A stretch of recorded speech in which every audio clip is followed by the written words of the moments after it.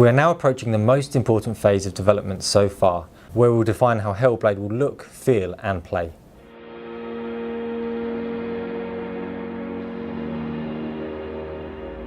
The goal is to create a small section of the game, about 10 to 15 minutes in length, to a near finished standard.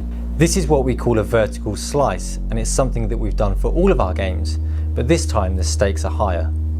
The independent AAA model is an experiment to see if we can do a AAA quality game, but with an indie-sized team and budget. And the vertical slice was going to be a crucial test for this model. So far we've worked out new ways of working for every part of the game. We had a test scene we shot in our capture studio, the basics of our combat engine up and running.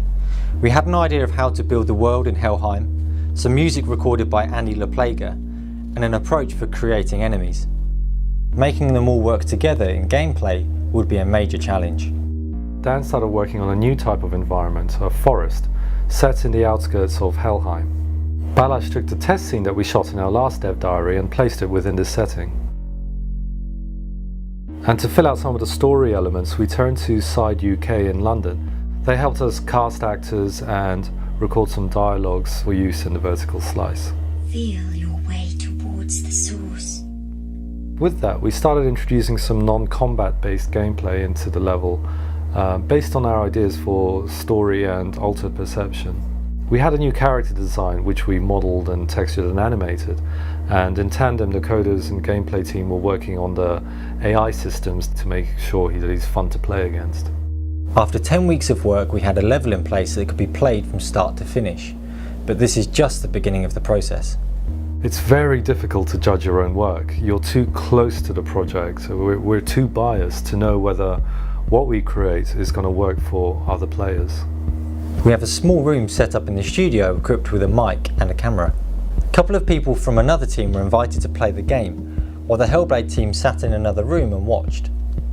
The session didn't go smooth. In fact, it was best described as a disaster. The combat was really messy and unclear in the new setting, and the AI was really frustrating for players.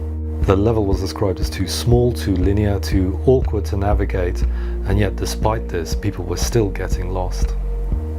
Senua herself felt very flat and unconnected with the world, just not believable. The team were despondent as the reality of the session hit home. We'd failed to create the experience that we'd been looking for. But you have to start at rock bottom before you can even attempt to reach for the top. In my experience, it usually takes about 3 goes to make something work and 5 to make it good. The team gathered and made notes on issues and improvements that we wanted to make. We made a big list and got back to work. To fix the layout problems, we made the level a lot less linear, expanded it, opened it up, and dressed it so it helped guide the player without them really being aware of it. Jeff, our new character artist, joined at this point, and he started by creating a new enemy variant to add more diversity to the combat. To make Senua feel more believable, we added a system of partial animation so that she could physically react and portray the mood that she's in. To make the combat feel very clear to the player, we animated all of the enemy attacks from scratch, and we also gave different visual and sound effects for every single type of attack in the game. 4 weeks later, we were pretty confident that we'd addressed most of the issues, so we ran another playtest. As we watched the playtest session, the game pretty quickly unraveled before our eyes. Now, it wasn't as bad as the last time, so at least we knew we were going in the right direction, but it was clear we still had a lot of work to do. Sony at this point invited us to get the game into the hands of journalists at a pre-E3 event called Judges Day. The deadline for this meant that we only had 2 weeks to get the vertical slice into shape. And so we created another massive list, but with only 2 weeks left, it was looking pretty tight at this point. The initial vertical slice took 10 weeks to put together. The second pass took 4 weeks, and the third, 2 weeks.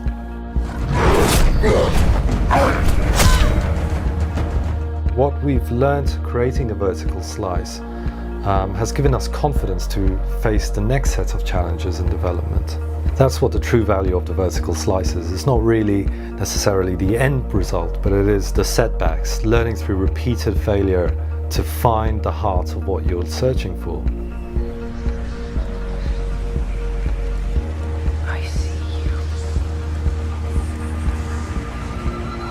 The final playtest of the vertical slice will be in the hands of the journalists at Judges' Day. We'll be presenting the game behind closed doors, and we'll find out if our work has paid off. Regardless, we'll be sharing the highlights of the vertical slice before E3.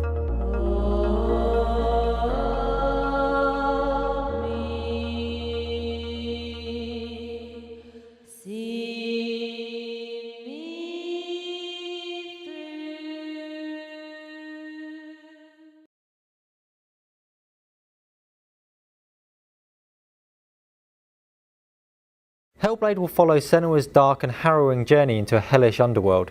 She needs to feel real, nuanced, complex, and believable.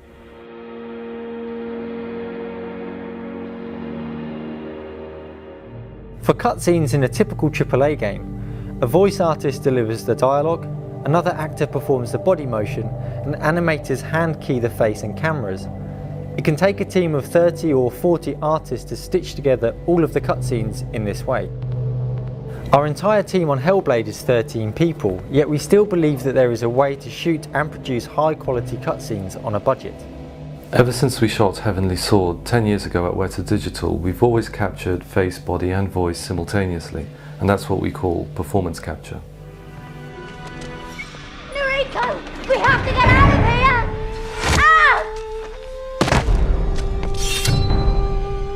Noriko! Help me! Leave her alone! Heavenly Sword was the first game to use performance capture, yet it's still rarely used in games today. The perception is that it's too difficult and too expensive for most games, even in the AAA bracket. We don't have the budget to shoot cutscenes in a performance capture studio like we have done in our previous games, so instead we started prototyping homebrew hardware and software solutions to see if we could find another way. Our first prototype rig consisted of several GoPro cameras with different lenses. So pairs of cameras would capture the face in 3D, the body, and also pick up on visual markers around the room. And the idea was that you'd be able to capture face, body, and even the camera position anywhere in 3D space without having to have a purpose-built studio. The device was giving us data, but it soon became clear that we needed more time and more resources than we had available to make it robust enough for commercial use. So we contacted our friends at Vicon, who are leading players in high-end motion capture solutions, to see if they could help us out within our limitations on Hellblade. Thankfully, Vicon were able to find a solution that worked within our constraints. They sent us 12 of their Bonita cameras and a Blade server to drive them. We don't have space in our studio for shooting, so we cleared out our largest meeting room, and to mount the Bonita cameras, we bought some cheap wardrobe posts from IKEA, which did the job nicely. We did some tests, and the body data we got back were easily as good as anything we've ever captured before. So we moved on to our next challenge, which is how do you capture the face? As facial performance is captured with video, we needed good even lighting in the room. Studio lights are very expensive, but we found an alternative solution, cheap LED lights that we bought from Amazon. Now we had good even lighting, we could capture the face using video. And to do this, we had previously created a prototype using a cricket helmet, some umbrella wire and a webcam. Using the cricket helmet, we could capture facial expressions, and then we started developing our own facial solver. The facial solver is needed to interpret the video feed into real-time 3D facial expressions. I want each person here to give George their report by Thursday afternoon. Stop laughing, Stuart. You fucking bully. For the shoot proper, we would need a much more robust solution than the cricket helmet. So for that, Vicon kindly lent us their high-end Kara head rig, which consists of 4 cameras, which allows you to capture the full 3D facial expression of the actor. Despite good results, we're still looking for even more cost-effective solutions, including 3D printing our own helmet. So now we knew we could capture the face, but you still need to convert that video feed into a believable real-time digital double. And to create a digital double, we used a technique called photogrammetry, which is able to construct a 3D face from a series of photographs. But instead of just using still photographs, we used GoPro cameras, and that way we could capture the full range of expressions as they happen. And to capture even finer levels of detail, such as skin pores and wrinkles, we created another prototype device called the plant pot. and it's called a plant pot because it's actually housed within a plant pot casing, and inside we've set up some LED lights and it's controlled with a Raspberry Pi and some custom code. So the idea is that you could put this onto any surface, and by triggering the lights you can capture still photographs with different lighting conditions, and from that you can create a very high-res normal map which captures very precise details. So now we had a solution for both the face and the body, but we also wanted to capture the camera itself, which is very much a part of visual storytelling. And to do that we built a further rig. On it we attached a GoPro camera, a portable LCD screen, and put markers on the rig so that every nuance of the camera could be captured on set in the scene. Finally, to capture audio, we rented a wireless recording system. Our room isn't soundproof, but even so, we were pleasantly surprised with the result. It meant that we wouldn't have to record audio separately. But we're still pushing other areas and other types of performance capture. These are highly experimental and may or may not produce results.